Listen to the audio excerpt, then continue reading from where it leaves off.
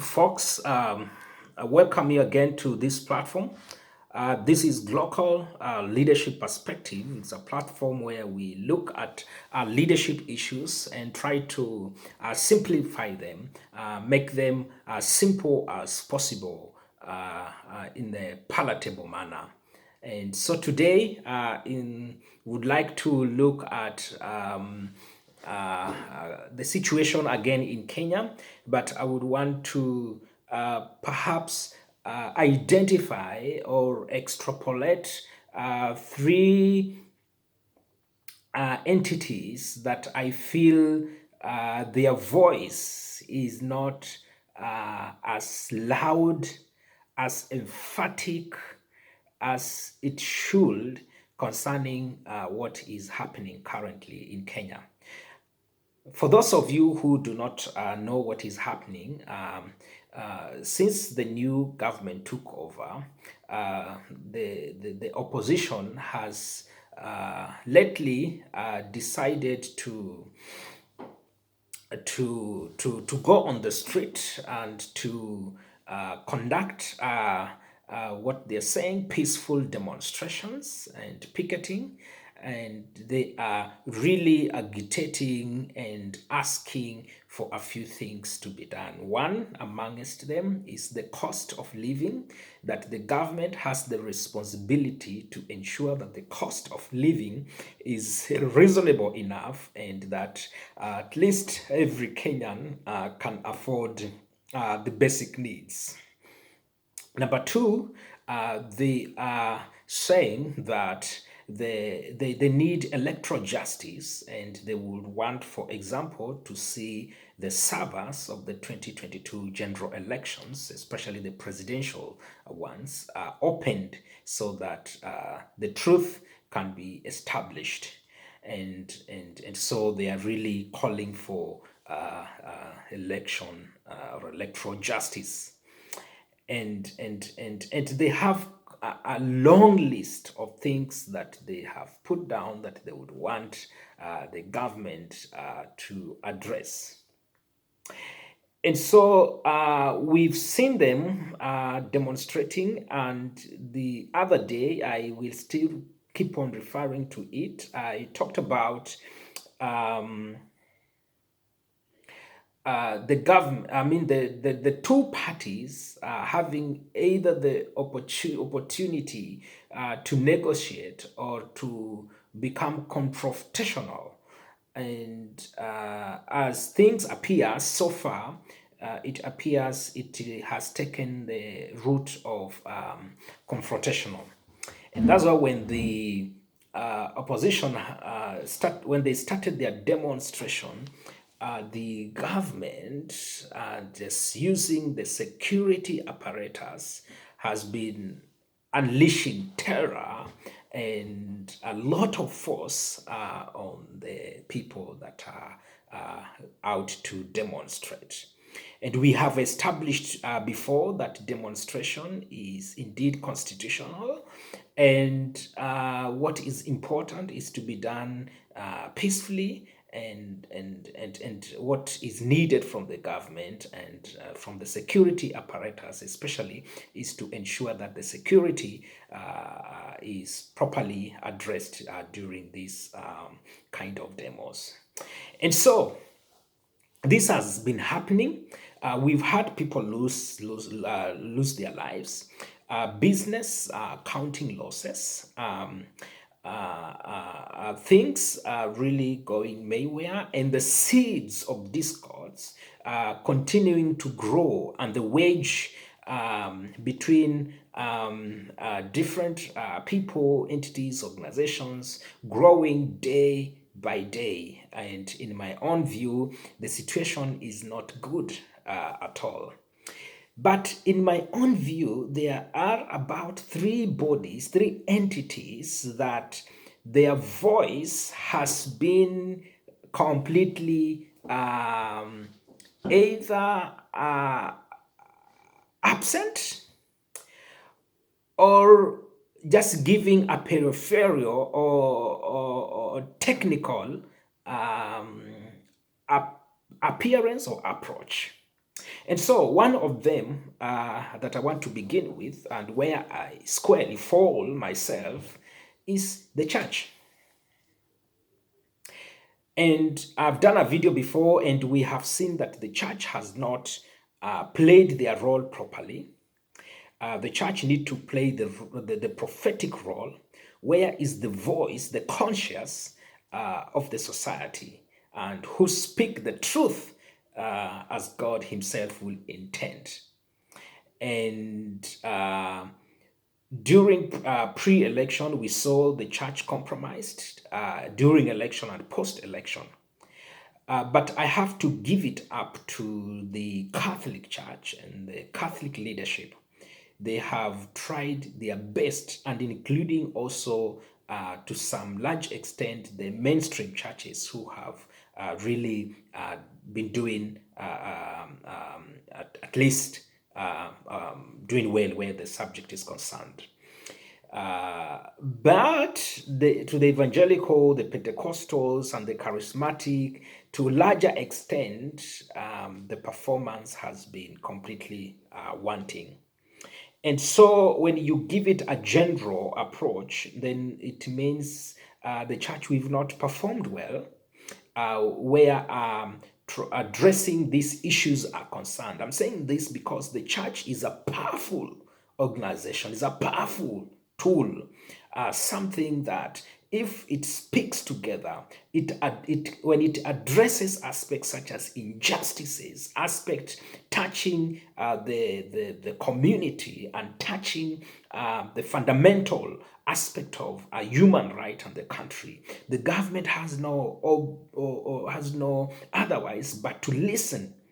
And that's why if the church is strong and the church can, with integrity and that kind of moral authority, stand and address these issues, then sanity will begin to come in, because that is the intention of the church.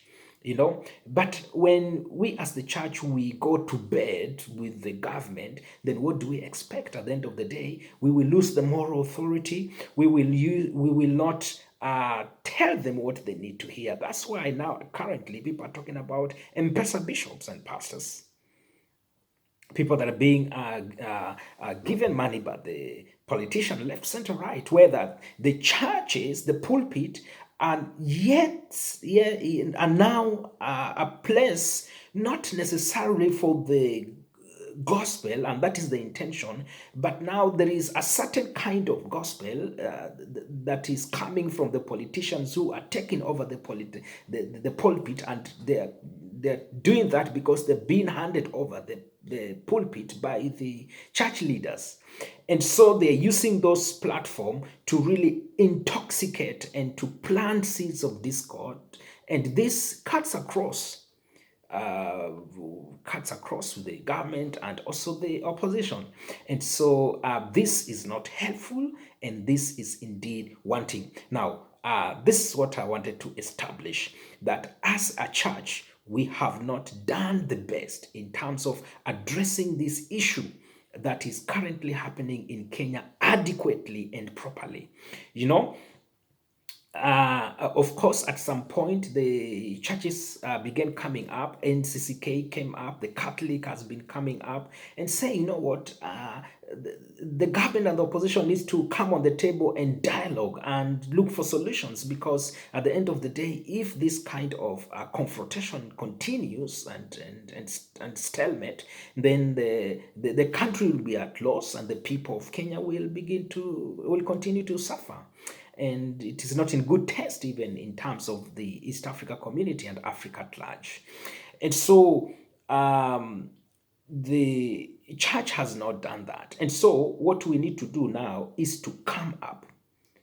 Of course, when they started coming up, already the general perception was that the church did not do their best. They already gone to bed with the politicians, and they've already been compromised and lost their moral authority. So it was very difficult And it has been difficult, even now, the church voice to come out strong and to be emphatic and to speak with the authority and and the vigor and the power that the church has.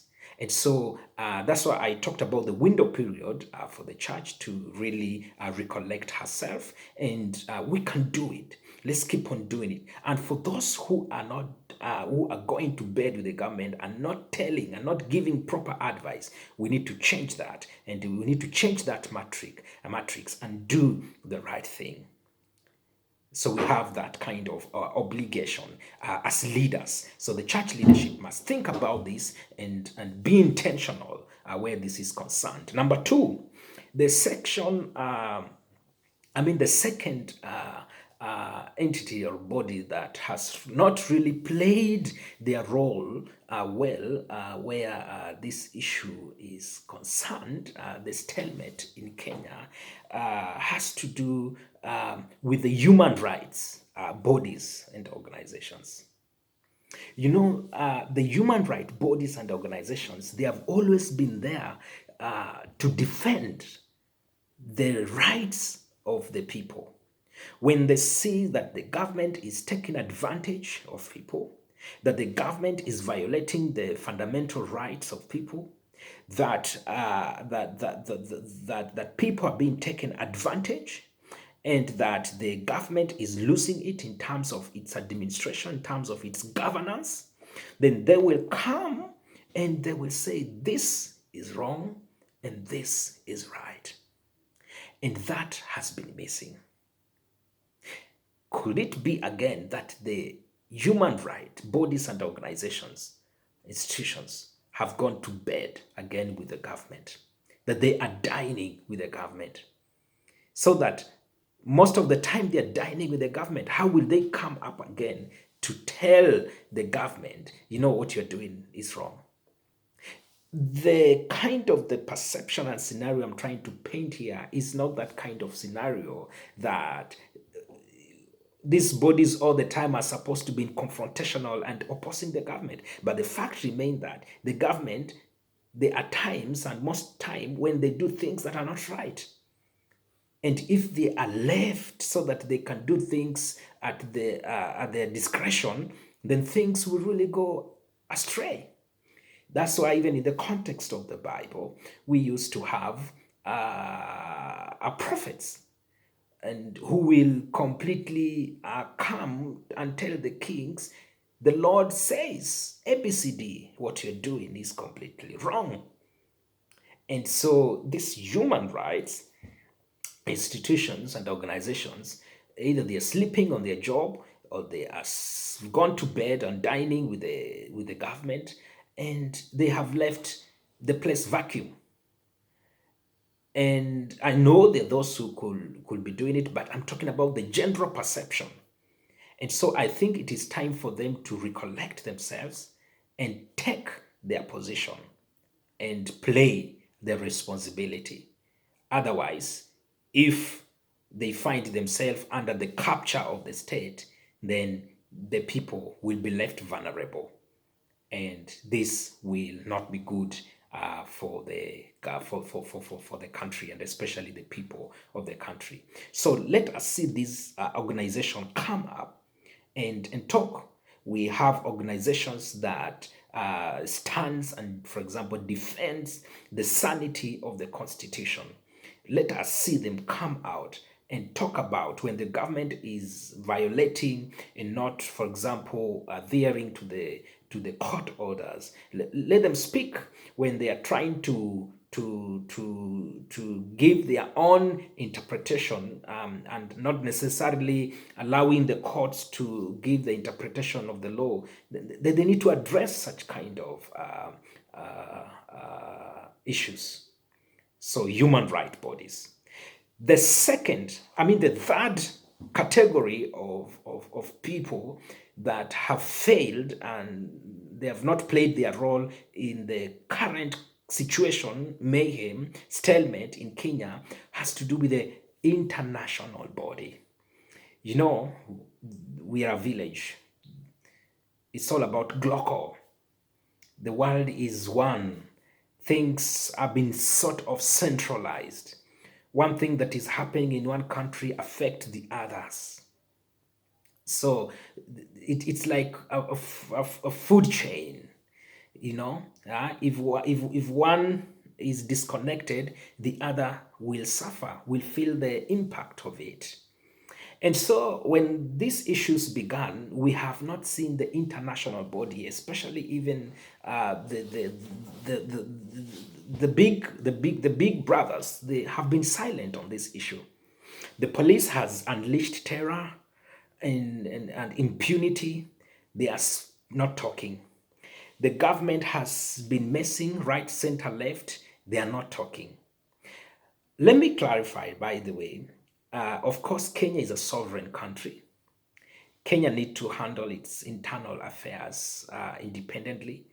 But again, the fact remains, the world is a village. Kenya cannot operate in isolation to the world. And so it is to any other country cannot operate in isolation. Yeah. And because of that, each and every country needs the other. That's why we have, for example, trade blocks. For example, ECOWAS, yeah, East Africa Community, and so on. Because we need each other. We cannot operate in isolation. And so, the international community, who has always been, especially those who stand for democracy, the voice of America has been minimal on this issue. The voice of the European community has been minimum on this community, on these issues. The question is why? There have been allegations that from the critics, and this is from the opposition, and it is on the record, that there are some of the international bodies that colluded with the body that managed the election in Kenya to rig in and to mismanage the elections in Kenya. And so that is one thing. And so already the international body, some of them, a section of them has been mired in all these things. And probably that is what also has left them in a limbo where intervening on this issue is concerned. But that withstanding, international body has a place. Kenya imports things and exports things. So in such a situation, Kenya will suffer, the international body will suffer. They are investors, they have interests in the country. We have interest in other countries. And so, looking at it in that perspective and in that context, why has been the international community silent, even when the constitution has been violated? When the fundamental human rights of people has been violated, they have been silent. When leadership is indeed doing things that are completely not in tandem with the spirit of lifting the people, they have been silent. Whereas when we look at history and what is happening elsewhere, they have been very vocal. But why now silent? Why the silence? Why are they operating from the periphery, looking things from the outside? I think we need to see them come and stand and talk about these issues. One example, currently the president is in Europe, and probably it is happening from the behind. But can we see them addressing some of these things with the presidency concerning what is happening in Kenya? Can we see that happen? Can we see that? We want to see it. They stand for the human right, for the people. Let us see it happening. The silence is so loud. The silence is so loud. Yeah, from the international community is so loud. And no wonder today, that is on the 28th, because I'm recording this on 28th. On the 28th of March, the opposition, through Martha Karua, they said the international community has been conspicuously silent on these issues. And that kind of attack is not a good one. The international community needs to think about it, and they need to do the right thing, because we are all in one farm. We belong together. What affects Kenya will also affect other persons. So those are the three institutions, the three bodies that I feel they have not completely played their role well, where the stalemate in Kenya is concerned. Of course, there are more, and you can mention them maybe down there, and we can interact with that. And so, God bless Kenya, and God bless and give us peace, because we need it. And let us embrace one another, because we are here to stay and we have one country.